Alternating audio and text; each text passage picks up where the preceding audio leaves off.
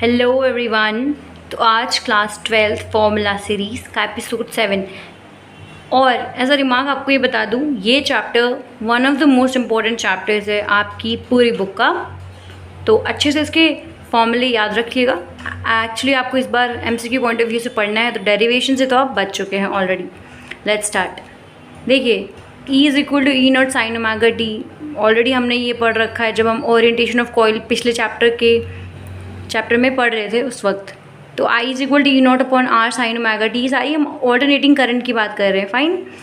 अब ई naught upon are जो होता है वो आपका पीक वैल्यू होता है जब आपका साइन ओमेगा टी 1 वैल्यू रखता है। अब I is equal to I naught sine omega t, I naught sine 2 pi frequency into t, I naught sine 2 pi upon time period into t. बस the formula आपको लगाना है जो normally आपने पढ़ रखा है। Omega is equal to 2 pi frequency and frequency is equal to 1 upon time period, just formula है। फिर RMS और वर्चुअल वैल्यू ऑफ AC, ये इंपॉर्टेंट पार्ट है। I इफेक्टिव या फिर IRMS, मतलब जो आपकी इफेक्टिव वैल्यू होती है AC में वो 1/√2 peak value, 1/√2 of the peak value. Peak value current का हो, करंट इफेक्टिव कितना होता है पीक वैल्यू का /√2। EMF कितना इफेक्टिव होता है पीक वैल्यू का /√2। फाइन, /√2 मतलब 0.707 इंटू पीक वैल्यू। अब एक चीज़ और बता दूँ आपको, जो आपकी वो क्वेश्चंस में दी रहती है कि 220 वोल्ट्स पे इंडिया में ये चलता है, तो वो 220 वोल्ट्स आप याद रखिएगा वो ऑलरेडी RMS में कन्वर्ट करके दिया रहता है क्वेश्चन में उस वक्त। अनटिल अनलेस वो मेंशन ना करें कि ये कैसी वैल्यू है, अदरवाइज़ वो आपको RMS वैल्यू होती है। इंडिया में 220 वोल्ट्स होता है, if I am correct right now. अब mean value of AC over half cycle. Okay, तो कंप्लीट साइकिल में तो ज़ीरो ही होगा क्योंकि एक बार ऊपर जाता है एक बार नीचे जाता है, तो पॉजिटिव नेगेटिव कैंसिल करते हैं। पर हाफ में 2/पाई पीक वैल्यू 0.637 पीक वैल्यू। अब याद रखिएगा RMS वर्चुअल अलग चीज़ होती है, मीन वैल्यू अलग चीज़ होती है। फाइन। AC सर्किट जिसमें खाली रेजिस्टर हो, E is equal to E naught sine omega t, I is equal to E naught upon R sine omega t, I is equal to I naught sine omega t. यहाँ पे peak value आपके आई not की क्या है, ई naught upon are. यहाँ पे एक चीज़, E and I, EMF and current are in the same phase.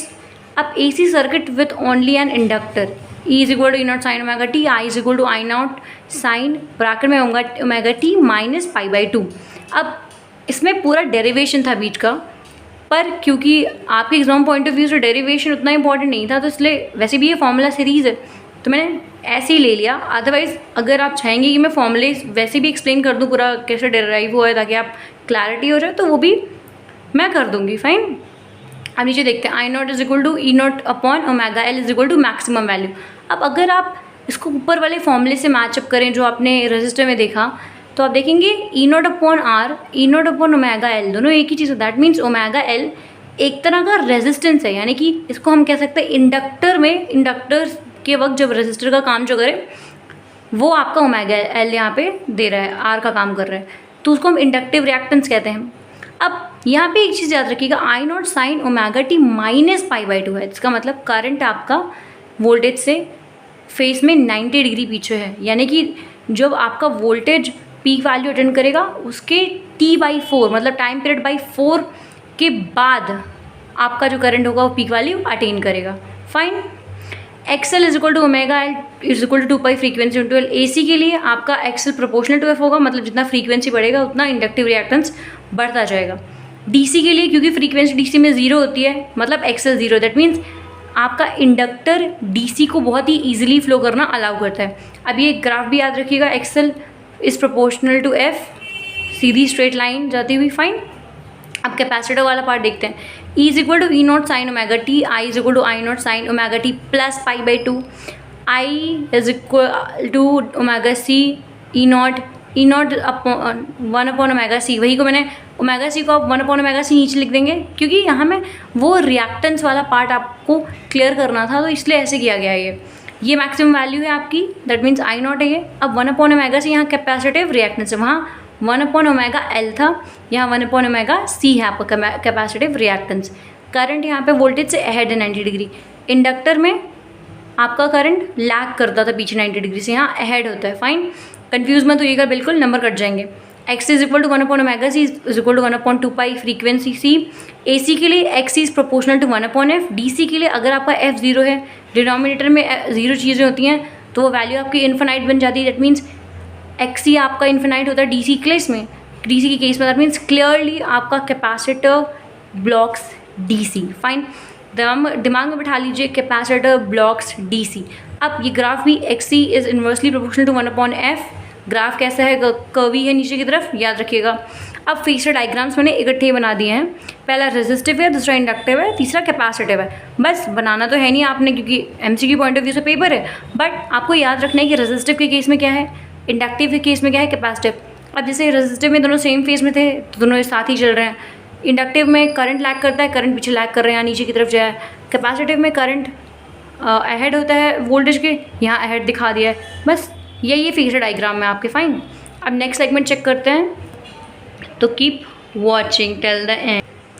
तो अब सीरीज एलसीआर सर्किट देखते हैं।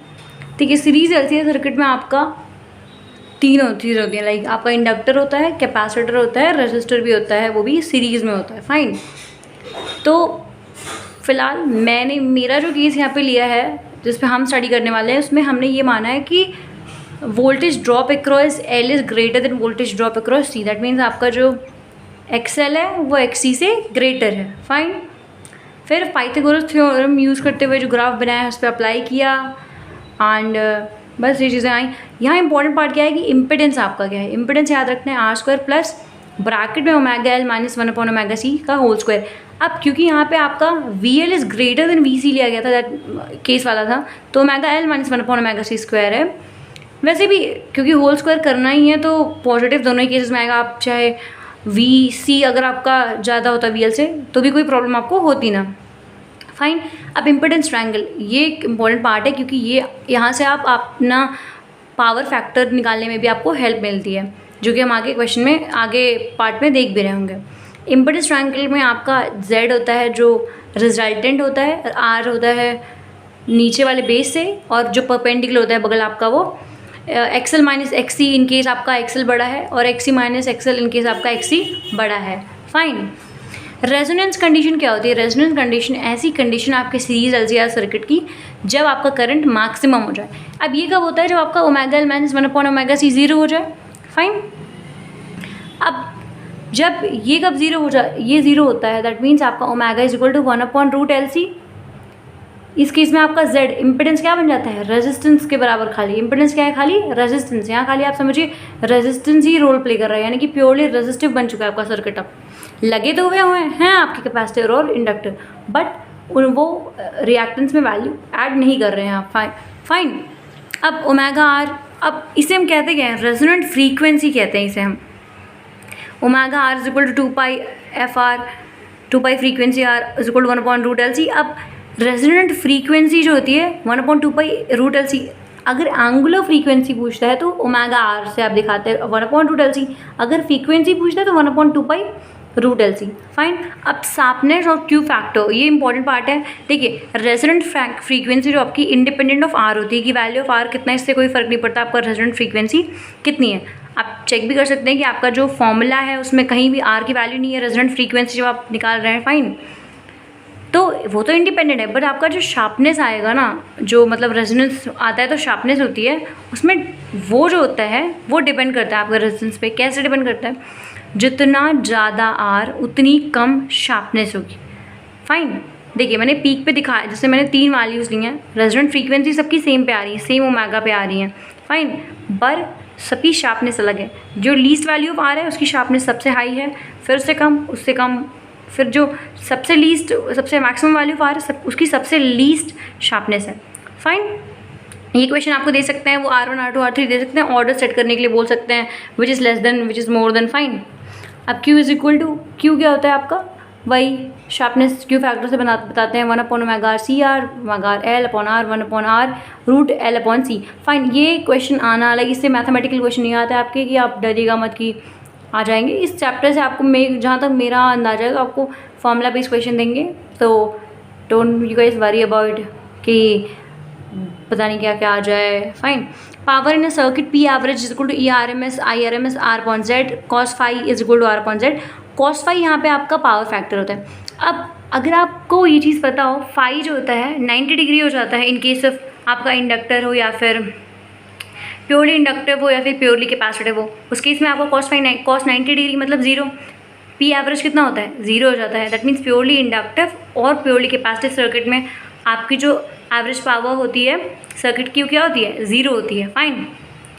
और अगर रेजिस्टिव होता है तो cos फाई आपका कितना होता है, फाई यहाँ पे ज़ीरो होता है, cos फाई मतलब 1। दैट मीन्स मैक्सिमम पावर उसमें ली जाती है। फाइन। और रेजोनेंस कंडीशन में भी आपका एक तरह से सर्किट प्योरली रेजिस्टिव बन जाता है, उस केस में भी आपकी पावर मैक्सिमम ली जाती है। अब नेक्स्ट सेगमेंट चेक करते हैं, थोड़ा ही बाकी रह गया है, जल्दी से रैप अप हो जाएगा।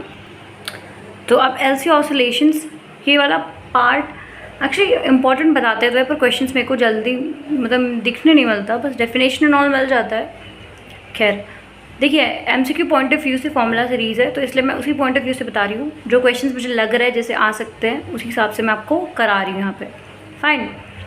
अब नॉर्मल सा इक्वेशन जो रहता है उसमें d² dt स्क्वायर प्लस ओमेगा² is equal to 0, omega is equal to 1/√LC। Fine. Analogy इसकी पढ़ना मुझे लगता है इंपॉर्टेंट होगा क्योंकि एनसीईआरटी में भी दिया है। देखिए, मैकेनिकल सिस्टम में मास, इलेक्ट्रिकल सिस्टम में इंडक्टेंस, डिस्प्लेसमेंट यहाँ चार्ज, वेलोसिटी यहाँ करंट, फोर्स कांस्टेंट के यहाँ पे रेसिप्रोकल कांस्टेंट 1/c, वहाँ पे एनर्जी 1/2 kx² प्लस 1/2 mv², यहाँ पे 1/2 q²/c अब प्लस 1/2 li²। तो एनालॉजी आप थोड़ा सा रिवाइज करते रहिएगा बिकॉज मुझे लगता है एमसीक्यू में they can ask you. Fine. Transformer वैसे काफ़ी लंबा पार्ट है बिकॉज ये फॉर्मूला सीरीज़ है, तो बस उसका इंपॉर्टेंट पार्ट मैंने लिख लिया है। प्रिंसिपल म्यूचुअल इंडक्शन है, I1/I2 is equal to E2/E1 is equal to N2/N1। इससे आप वो रेशियो अंडरस्टैंड कर पाएंगे कि अगर अगर नंबर ऑफ टर्न्स बढ़ता है तो आपका EMF बढ़ता है, करंट घट वहाँ पे कम रहता है। फाइन। रेशियो को अंडरस्टैंड करके पढ़ लीजिएगा ये formula. Efficiency power output upon power input into 100%। Normally आपके ट्रांसफार्मर्स की इफ़िशियंसी अच्छी होती है, लाइक 97-98% तक जाती है अगर मुझे सही याद है तो। फाइन। एसी जनरेटर का प्रिंसिपल इलेक्ट्रोमैग्नेटिक इंडक्शन, वही चीज़ है जो हमने वहाँ पे change in the orientation of coil की वजह से पढ़ा था। तो सेम वही फॉर्मूला है, वही फैक्ट है, सारी चीज़ें। तो दैट इज़ मतलब कि E is equal to E0 sin omega t, NBA omega sine maximum value होती है यहाँ पे EMF की, और मैक्सिमम वैल्यू करंट की होती है E0/R। फाइन। तो इस चैप्टर में इंपॉर्टेंट क्या है कि आप सारे फॉर्मूला अच्छे से दिमाग में बिठा लें, कंपैरिजन स्टडी करें। And meet you the next video. And west channel पे और भी चैप्टर्स के फॉर्मूला सीरीज़ के वीडियोस आप चेकआउट कर लीजिए, क्योंकि हो सकता है कि आपका कोई छूट रहा हो, तो ऐसा लास्ट मिनट रिवीजन ये बहुत अच्छा रहेगा आपके लिए। और जल्दी नोट्स भी अपलोड हो जाएंगे, तो please like, share, comment and subscribe the channel. And मिलते हैं नेक्स्ट वीडियो में।